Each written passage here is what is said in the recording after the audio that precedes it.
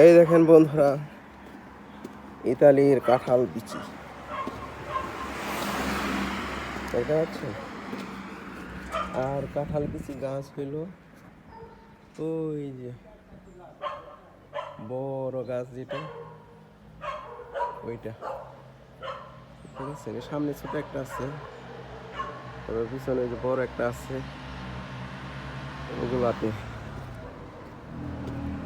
আর এই ফলটা এরকম দেখতে, এটার ভিতরে বিচি আছে।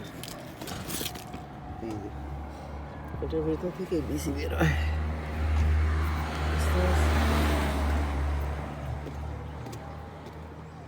কিন্তু এটা আপনি বাংলাদেশের কাঁঠাল বিচির মতো ভাইজা খেতে পারবেন, ভর্তা করেও খেতে পারবেন। ভর্তা করবেন কীভাবে? সিদ্ধ করে আর কি, সিদ্ধ করে ভর্তা করতে পারবেন। আবার ভর্তা না করে সিদ্ধ করে সরাসরি খাইতে পারেন, বুঝতে পারছেন? আল্লাহ হাফিজ, আসসালামু আলাইকুম।